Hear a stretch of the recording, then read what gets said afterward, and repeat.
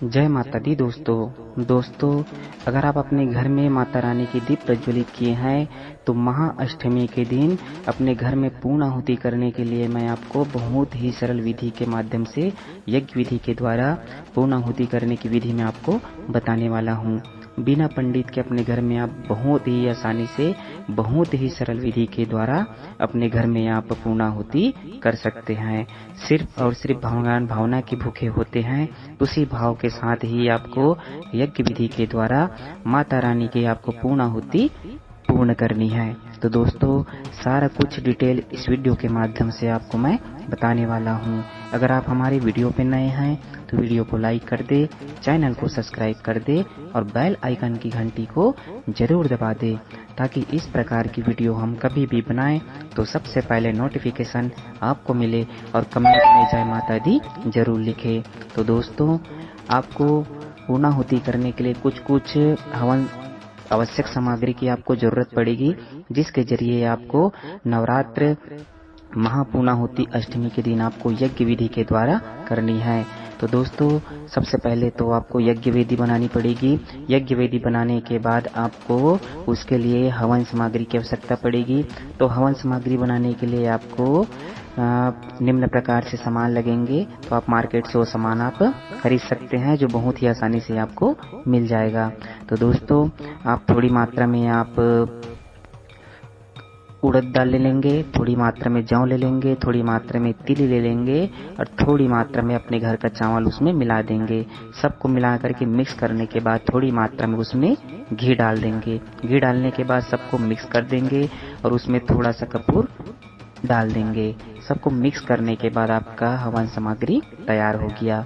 उसके बाद आपको संविधा के रूप में लकड़ियां लगेगी। लकड़ियां थोड़ी ज्यादा मात्रा में ले आएंगे ताकि यज्ञ करने में आपको लकड़ी की कमी ना हो। उसके बाद आपको पूजा वेदी पे जितने भी सामान हम उपयोग करते हैं तो सारा कुछ सामान की हमें जरूरत पड़ेगी। तो सारा कुछ सामग्री आप इकट्ठा करके रख लीजिएगा। उसके साथ ही साथ अष्टमी के दिन अगर हो सके आप 9 कन्या भोज कराते हैं तो 9 कन्या भोज के लिए आपको खीर पूड़ी बनानी पड़ेगी। खीर पूड़ी के साथ साथ माता रानी को भेंट करने के लिए 9 कन्याओं को भेंट करने के लिए आपको कुछ सामग्रियां भी जुटानी पड़ेगी, जो उनको आपको दान के रूप में देनी है। तो ये सारा कुछ सामग्री आपको अपने घर में इकट्ठा पहले से कर लेनी है। तो दोस्तों, उसके बाद आपको यज्ञ करने के लिए आपको कम से कम 1 कप आपको घी की जरूरत पड़ेगी आहुति डालने के लिए। तो ये सारा कुछ सामग्री आपको इकट्ठा करके रख लेना है यज्ञ आरंभ करने के पहले।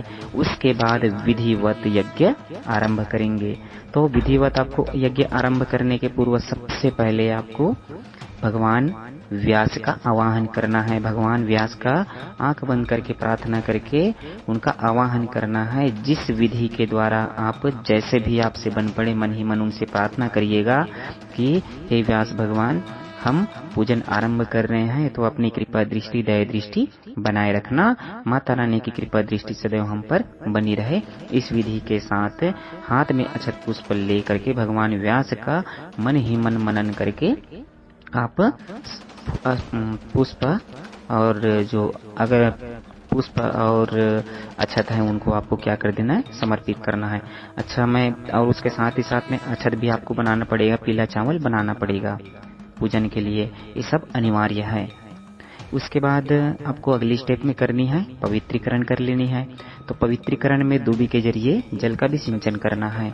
जल का भी सिंचन जितने भी साधन सामग्री है उन सब के ऊपर भी करनी है। साथ ही साथ जितने भी वहाँ पे श्रद्धालु यज्ञ कार्य में बैठे हुए हैं उन सभी के ऊपर भी छिड़काव करना है। मन में यही भाव रखेंगे कि हम भगवान के पूजन योग्य बन रहे हैं। इसी भाव के साथ जल का अभिसिंचन करेंगे। दोस्तों, आप सभी को पता होगा कि जब हम भगवान को प्रसाद समर्पित करते हैं तो हमारे मन में यही भाव रहता है कि भगवान प्रसाद को ग्रहण कर रहे हैं, प्रसाद को स्वीकार कर रहे हैं। तो उसी भाव के साथ आपको यज्ञ को पूर्ण करना है, महापूर्णाहुति को आपको पूर्ण करना है। उसके बाद आपको चंदन धारण करना है। चंदन जो देव प्रतिमाएं हैं, उसके साथ ही साथ भगवान कलश है, ज्योतिरूप भगवान है, सबके ऊपर आपको क्या कर देनी है, चंदन लगानी है। तो चंदन लगाने के लिए आप चंदन है, रोली है, कुमकुम है, सारा कुछ आप क्या करेंगे, माता रानी के साथ साथ जितने भी देव प्रतिमाएं वहाँ पास रखी हुई हैं, सब के ऊपर आपको क्या करना है, लगाना है, रक्षा सूत्र करनी है। तो दोस्तों, रक्षा सूत्र करने के लिए आपको पास कलावा होगा, तो कलावा आप भगवान में समर्पित कर देंगे। उसके बाद भगवान कलश की क्या करनी है, आपको पूजन करनी है। भगवान कलश के अंदर जितने भी समस्त 33 कोटि देवी देवताएं विद्यमान रहते हैं, उन समस्त 33 कोटि देवी देवताओं का नमन वंदन करते हुए उनमें अक्षत पुष्प चढ़ा देंगे। उसके बाद आपको आवाहन करना है, माँ दुर्गा का आवाहन करना है। आंख बंद करके माँ दुर्गा की आपको क्या करनी है, आवाहन करनी है। उसके बाद समस्त देव प्रतिमाएं हम सबके बीच सूक्ष्म रूप से विराजमान पहले से हो चुकी हैं, उनकी आवाहन हम कर चुके हैं। तो उनका पंचोपचार के माध्यम से क्या करना है, पूजन करना है। पंचोपचार पूजन में आपको क्या करना है, जल समर्पित करना है, प्रसाद समर्पित करना है, नैवेद्य समर्पित करना है और दक्षिणा समर्पित करना है। और अंत में आपको पीला चावल सभी भावों को रखते हुए आपको समर्पित कर देना है। उसके बाद आपको यज्ञ वेदी आपको पर आम की जो संविधा है उनके जरिए आपको यज्ञ हवन काम कार्य की शुरुआत करनी है। तो उसके लिए आपको आम की जो लकड़ी है उनको आप यज्ञ में बढ़िया से आप अपने हिसाब से आप जमा करके रख दीजिएगा। दीप प्रज्वलित करेंगे, तो दीप प्रज्वलित करने के लिए सबसे पहले आप रुई ले लीजिएगा। रुई लेने के बाद उसको घी में डुबा दीजिए। घी में डुबाने के बाद थोड़ी मात्रा में कपूर डाल दे। कपूर डालने के बाद चम्मच में रख करके आपको दीपक को जला करके दीप प्रज्वलित करनी है, यज्ञ को प्रज्वलित करनी है।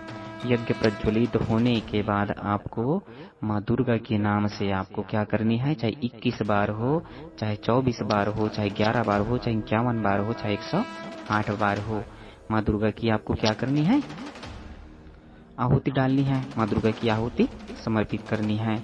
माँ दुर्गा की मंत्र अगर नहीं आती है तो माँ दुर्गा के नाम से ओम दुर्गा देव्यै नमः स्वाहा करके आप आहुति समर्पित कर सकते हैं।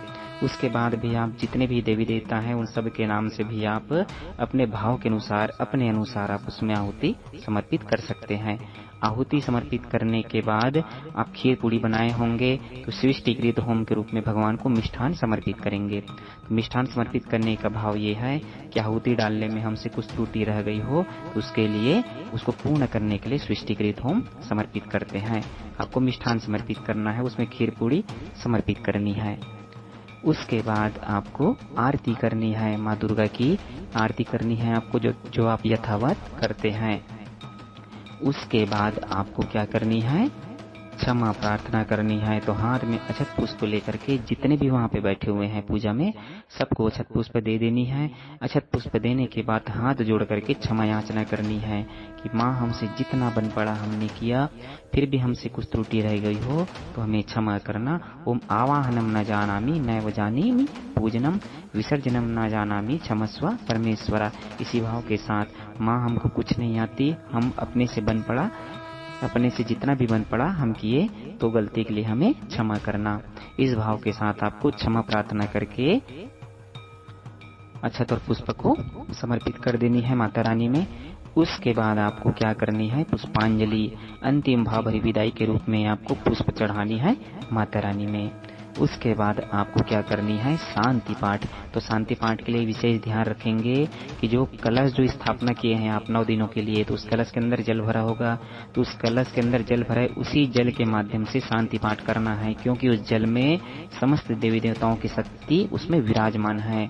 तो उसी जल के द्वारा आपको घर पहले यज्ञशाला जहाँ पे आप यज्ञ किए वहाँ, उसके बाद घर के हर कोने कोने में जल का क्या करना है, अभिसिंचन कर देना है। अभिसिंचन करने के बाद जल बचने के बाद अगर भगवान सूर्य आपको दिखाई दे रहा है तो भगवान सूर्य दिखाई दे रहा है तो अगर संडे का दिन नहीं है तो आप माँ तुलसी में आप जल को समर्पित कर सकते हैं। अगर संडे का दिन है तो किसी पेड़ में आप समर्पित कर सकते हैं। उसके बाद आपको करनी है विसर्जन। तो विसर्जन का भाव ये है कि माता रानी हम सबके भी सूक्ष्म रूप से 9 दिन के लिए विराजमान हुई थी, तो माता रानी अपने धराधाम को पहुंच रही है। वैसे माता तो हमेशा सर्वत्र हर जगह विद्यमान रहते हैं, फिर भी आवाहन किए, आमंत्रित किए हैं तो माँ का विदाई करना भी हमारा यज्ञ विधि के द्वारा कर्तव्य बनता है तो माता रानी की क्या करेंगे, विसर्जन करेंगे। तो हाथ में अक्षत पुष्प लेंगे, अक्षत पुष्प की छिड़काव करेंगे और थोड़ी सी जहाँ पास आप देव प्रतिमा स्थापित किए हैं, मूर्ति स्थापित किए, उनको स्थान से थोड़ा से क्या करना है, आपको हटा देना है। मन में यही भाव रखेंगे कि माता रानी अपने स्थान से यथावत अपने धाम अपने लोग जा रही है। माता रानी से ही प्रार्थना करेंगे कि माँ के आशीर्वाद अनुकंपा सदैव हम पर बनी रहे। इसी भाव के साथ आपको विसर्जन करनी है। तो ये तो हो गया आपका संक्षिप्त और सूक्ष्म रूप में भाव के साथ, भाव ही विद्यते देव भाव के साथ आपका यज्ञ कार्य महापूर्णाहुति कार्य संपन्न हुआ। इसके पश्चात आप नवकन्या भोजन करा सकते हैं। सबको जो भी प्रसाद आप बनाए हैं सबको प्रसाद वितरण कर सकते हैं। तो दोस्तों, हमारी संक्षिप्त विधि की महापूर्णाहुति यज्ञ अगर आपको अच्छी लगी हो, यज्ञ विधि अच्छी लगी हो, तो जरूर से जरूर हमारी वीडियो को लाइक कर दे, चैनल को सब्सक्राइब कर दे और बेल आइकन की घंटी को जरूर दबा दे, ताकि इस प्रकार की वीडियो हम कभी भी बनाएं तो सबसे पहले नोटिफिकेशन आपको मिले। और कमेंट में जय माता दी जरूर लिखे। सभी भक्तों पर माता रानी की कृपा दृष्टि सदैव बनी रहे। पंचमी तिथि की आप सभी को बहुत बहुत ढेर सारी शुभकामनाएं। जय माता दी दोस्तों।